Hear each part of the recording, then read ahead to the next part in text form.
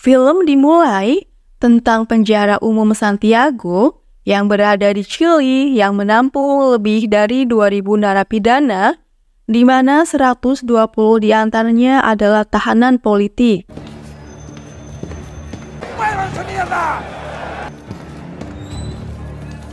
Pada tanggal 11 Juli tahun 1988, hari pertama 120 tahanan politik ini dimasukkan ke penjara tersebut.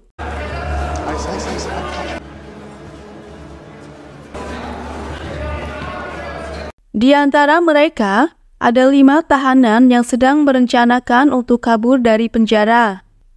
Mereka adalah Leon Vargas, Rafael Jimenez, Sherman Sanchez, Patricio, dan Lalo.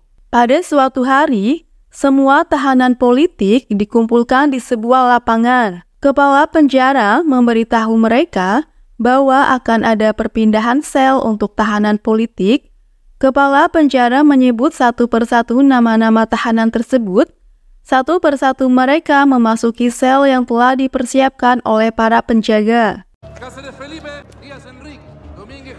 Sayangnya, Vargas yang seharusnya menghuni sel nomor 50 sesuai dengan rencana mereka, ia sangat kecewa karena sel tersebut ditempati oleh orang lain. Compañero Vargas, le tengo una litera guardada para él, pero podemos acomodarnos. Akhirnya, dia mendapatkan sel nomor 51, sementara beberapa temannya berada di sel di bawahnya. Di dalam blok penjara ini, para tahanan diberi tugas sesuai skillnya masing-masing.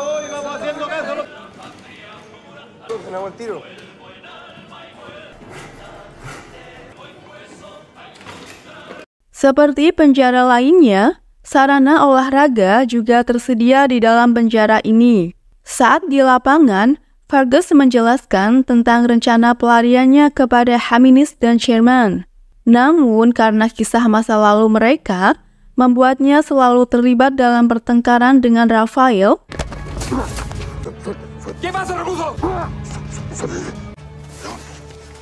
sehingga Sherman harus meredakan situasi tersebut. Karena merasa bersalah, Rafael akhirnya meminta maaf kepada Vargas karena ia telah mengecewakannya. Namun, Vargas terlihat tidak mempedulikan hal itu. Ia merencanakan untuk menggali terowongan dengan panjang 70 meter hingga mencapai luar penjara. Dengan ukuran terowongan tersebut, maka tanah yang harus mereka keluarkan mencapai 60-70 ton. Seorang tahanan lain bernama Bicot menawarkan kerjasama kepada Rafael untuk segera melarikan diri dari penjara ini dengan berbagai cara. Tetapi Rafael yang tidak mengenalnya dengan baik memilih untuk tidak meresponnya. Pada hari kelima, mereka mulai melakukan aksinya dengan menggergaji dinding yang akan menjadi pintu masuk terowongan. Namun, untuk menutupinya kembali selama proses penggalian, mereka harus membuat dinding tersebut terlihat utuh. Tak lama kemudian, petugas memasukkan tahanan politik lain bernama Oscar Lira, seorang yang gigih dalam memperjuangkan demokrasi di negara Chili ini. Kemudian, di ruang penjagaan, seorang pengacara bernama Fabiola Pizarro dan seorang pendeta tiba. Mereka ingin memeriksa kondisi kesehatan para narapidana. Namun, permintaan mereka ditolak dengan tegas oleh jaksa yang dikirim oleh pemerintah yang bernama Andrade. Dia memastikan bahwa para tahanan ini akan mendapatkan hukuman yang setimpal dengan tindakan mereka. Vargas dan timnya mulai membobol plafon dan mengumpulkan pecahannya supaya tidak menimbulkan kecurigaan dari petugas. ¿Cómo está, compañero Cancino? ¿Cómo está, compañero Jiménez? Todavía se pega ladrillo con cal. Di sisi lain, Fabiola bertemu dengan Oscar. Ia adalah anak pimpinan organisasi tahanan politik yang berhasil melakukan pemberontakan. Ia dituntut hukuman mati karena dituduh telah menganiaya 2 personil militer hingga tewas. Oscar merasa bahwa dia telah dijebak dan Fabiola akan berusaha sekuat tenaga untuk membantunya. Saat Fergus dan teman lainnya sedang melubangi plafon tersebut, tiba-tiba langit-langitnya roboh. Ketika Fergus naik ke atas, dia melihat sebuah ruangan yang cukup luas untuk menyimpan tanah hasil galian terowongan mereka. Mereka membagi tugas untuk menutup lubang plafon tersebut dengan campuran tepung terigu dan telur. Lalu, yang sedang bernyanyi di luar sel bertugas untuk mengalihkan perhatian petugas saat melakukan inspeksi mendadak.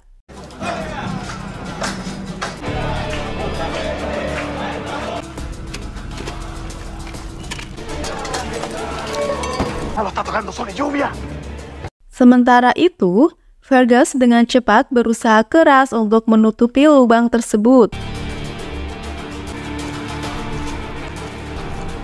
Akhirnya, mereka berhasil dan menutupinya dengan selembar poster. Aksi mereka hampir ketahuan ketika poster itu hampir dilepas oleh petugas. Bravo! Setelah pemeriksaan selesai, mereka semua diperbolehkan kembali ke selnya masing-masing. Pada keesokan harinya, Paulina, mantan istri Rafael, datang untuk mengunjunginya. Sementara, Gaston, ayah Patricio, juga mengunjungi anaknya. Di sisi lain, seorang tahanan bernama Emilio yang menggunakan kursi roda, ia curhat dengan pendeta tentang pembantaian yang menimpa keluarganya. Rafael merasa kecewa ketika dia mengetahui rencana mantan istrinya untuk membawa anak mereka pergi ke Curio. Sementara Patricio terlibat dalam perdebatan dengan ayahnya yang lebih mementingkan politik daripada dirinya, sehingga dia harus berakhir di penjara yang mengerikan ini. Scene beralih ke Bigot. Ia dibawa oleh petugas dan membuat para napi berteriak.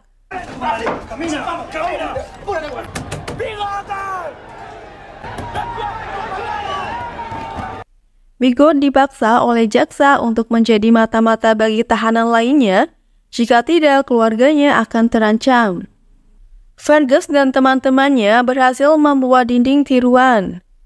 Ketika mereka mulai membongkarnya, ternyata petugas akan memasuki ruangan tersebut. Mereka segera menutupi dinding itu dan berpura-pura sedang santai, sehingga petugas itu pergi lagi.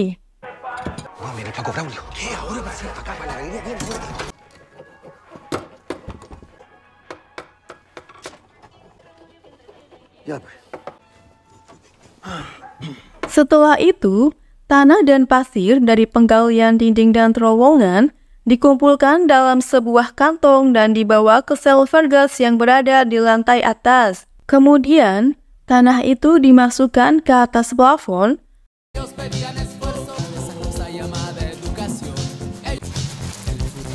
Untuk menghindari kecurigaan, mereka dengan cermat menutupi plafon tersebut serapi mungkin, dan tugas ini dilakukan secara bergantian dan terus-menerus setiap harinya.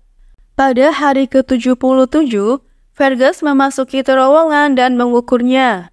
Ternyata, terowongan baru mencapai panjang 2 meter, sehingga mereka perlu menggali lagi sejauh 68 meter.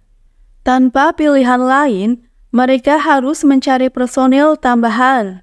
Dan tiba-tiba, petugas penjara mengumpulkan semua tahanan, termasuk Oscar yang selalu menjadi target kekerasan.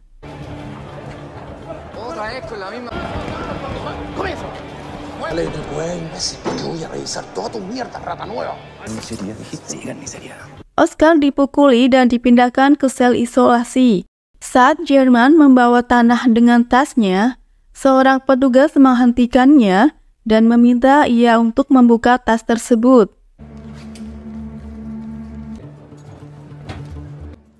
Puro elemento subversivo. Sígueme, Sánchez. Ternyata isi tas itu hanyalah pakaian saja.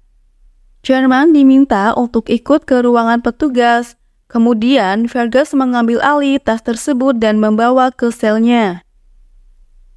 Ternyata petugas itu hanya meminta majalah seri yang terbaru kepadanya. Scene beralih ke Oscar. Ia menerima kunjungan dari kakaknya yang memiliki prinsip yang berbeda dengannya. Sedangkan Sherman mendapatkan kunjungan dari istrinya. Saat para tahanan sibuk menonton berita politik, Raphael dan teman-temannya terus menggali terowongannya.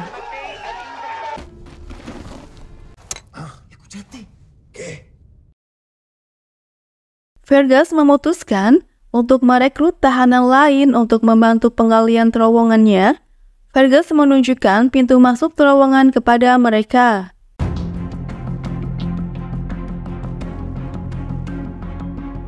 Fergus membagi tim menjadi 4 shift dan menetapkan target penggalian tanah sebanyak 100 kg dalam sehari. Dia bahkan melubangi plafon sel lain untuk memudahkan penyimpanan tanah dan menghindari kecurigaan petugas. Tim yang berada di luar memberikan kode ketukan jika ada petugas yang mendekati. Mereka hanya dapat melakukan penggalian pada siang hari, dan meskipun para napi merasa lelah, mereka tetap mempertahankan rutinitasnya. Ketika permainan bola diadakan, Oscar tiba-tiba meminta Raphael untuk ikut terlibat dalam aksinya. Tim akhirnya mengizinkan Oscar untuk bergabung dan mendapatkan jatah untuk ikut serta dalam penggalian. Pada keesokan harinya, radio memberitakan serangan oleh kelompok patriot ke kantor polisi yang dapat berdampak buruk bagi tahanan politik seperti mereka. Kemudian, Fergus mengusulkan untuk meminta bantuan dari mantan istri Raphael yaitu Paulina, dengan meminta dukungan dari luar untuk aksi pelarian mereka.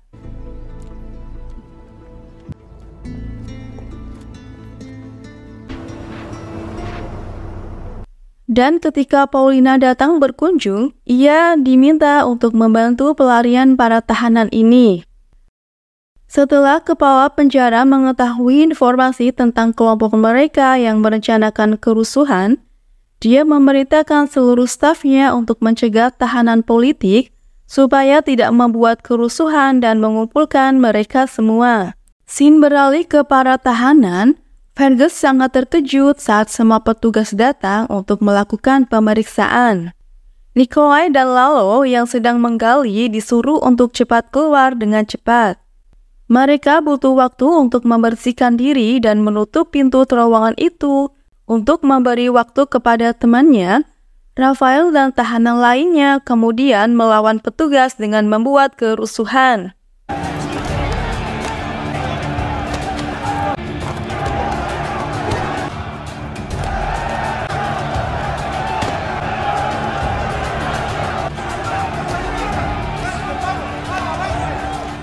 Para tahanan kemudian dibawa ke tengah lapangan dan dijemur di teriknya matahari. Dan tiba-tiba, Fergus menyanyikan lagu kebangsaan Chili dan diikuti oleh seluruh para tahanan.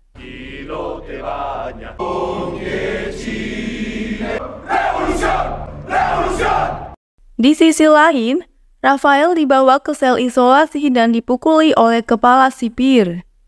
Dia bahkan terlibat adu mulut dengan jaksa. Kemudian, Paulina mendatangi pemimpin partai tahanan politik, tetapi dia merasa bahwa upaya pelarian ini salah dan tidak dapat memberikan bantuan. Sementara itu, tim melanjutkan penggalian, sementara Raphael tetap berada di sel isolasi. Paulina berusaha mencari bantuan dari pihak lain, termasuk pendeta dan keluarga tahanan lainnya. Raphael kemudian dikeluarkan dari sel isolasi. Pada hari ke-340, penggalian telah mencapai 10 meter dan tinggal 60 meter lagi agar mereka mencapai titik aman di luar penjara. Xavier, yang sedang bertugas menggali, tiba-tiba pingsan akibat kekurangan oksigen. Mereka membutuhkan rencana untuk menjaga pasokan oksigen di dalam terowongan. Fergus memiliki ide untuk hal ini. Raphael kembali dikunjungi pengacaranya. Kali ini ia membawa jenis plastik khusus.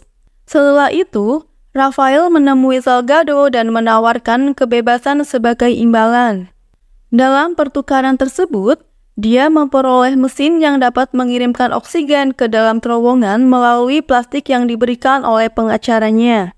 Terungkap bahwa Raphael dan beberapa tahanan lain yang dijatuhi hukuman mati akan dipindahkan ke penjara lain menjelang akhir tahun ini. Mereka yang dijatuhi hukuman mati adalah Raphael, Sherman, dan Patricio. Sementara itu, Fergus berhasil memberikan penerangan di seluruh jalur terowongan tersebut.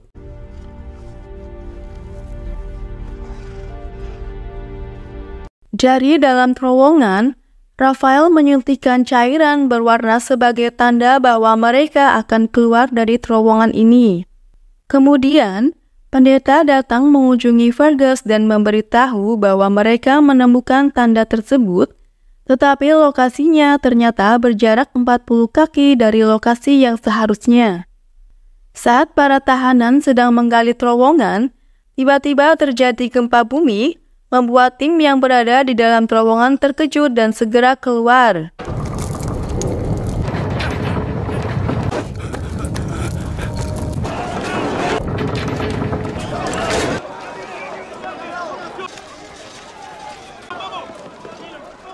Untungnya, gempa tersebut tidak merusak jalur pelarian mereka, namun jika hal itu terjadi lagi, semua rencana ini bisa terancam. Di saat yang sama, Paulina dan keluarga lainnya sedang menyiapkan dokumen baru bagi mereka. Fergus mencoba mengajak Emilio yang menggunakan kursi roda untuk bergabung dengannya, tetapi ternyata Emilio memilih untuk tetap bertahan di dalam penjara ini. Sebelum aksi pelarian, keluarga para tahanan datang berkunjung dan akhirnya Raphael bisa bertemu dengan kedua anaknya. Pada hari ke-567, para tahanan sedang santai menonton televisi dan satu persatu mereka keluar dari ruangan itu.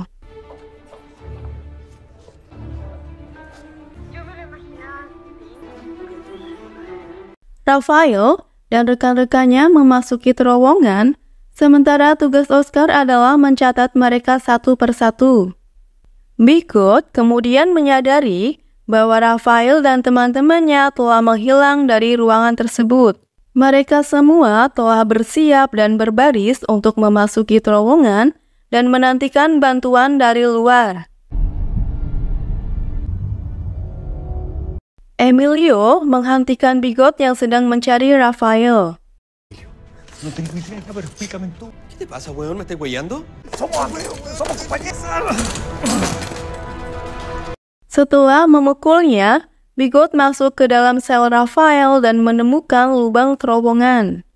Oscar mencoba meyakinkannya untuk bergabung, tetapi Bigot khawatir akan nasib keluarganya yang terancam oleh jaksa. Hal ini menyebabkan terjadinya perkelahian karena Bigot berencana untuk melaporkan mereka kepada petugas. Dan akhirnya bantuan dari luar pun datang.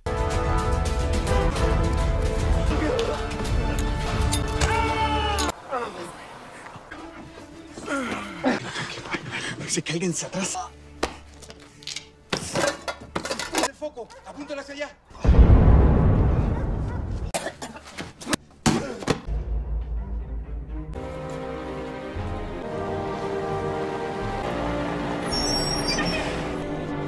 Saat bus yang akan membawa mereka sudah tiba, Sherman memilih untuk kembali mencari Oscar dan tahanan lain yang diberitahu oleh Emilio agar segera masuk ke sel Raphael dan langsung masuk ke terowongan. Di sisi lain, Fabiola dan keluarga para tahanan menanti kabar dan merasa cemas. Sherman kemudian berlari kembali masuk ke dalam bus, dia tidak menemukan Oscar. Para petugas hanya berhasil menangkap sebagian tahanan yang hendak melarikan diri. Paulina kemudian membagikan identitas baru untuk Raphael dan tahanan lainnya yang berada dalam bus. Kepala penjara menerima laporan bahwa 49 tahanan berhasil melarikan diri dan 120 tahanan politik. Dan Oscar yang terluka hanya bisa bersembunyi di kamar mandi dan kembali ditangkap. Si jaksa yang diberitahu via telepon tentang kejadian tersebut sangatlah marah. Di sisi lain, para tahanan satu persatu yang berhasil kabur dibagi menjadi beberapa grup untuk diturunkan di tempat yang berbeda. Di setiap perhentian mereka dijemput oleh keluarga mereka masing-masing. Paulina sendiri berpisah dengan Rafael. Setelah itu turun Fergus dan dia berlari untuk menepati permintaan Emilio. Dan kini hanya menyisakan Rafael seorang diri yang berada di dalam bus. Pelarian besar-besaran ini dikenal dengan Operation Éxito, yang merupakan pembobolan penjara terbesar dalam sejarah Chili. Sejumlah tahanan pindah dan menetap di luar negeri setelah Augusto Pinochet dihentikan oleh Presiden Patricio Aylwin. Status buronan para tahanan dicabut dan cerita ini pun berakhir.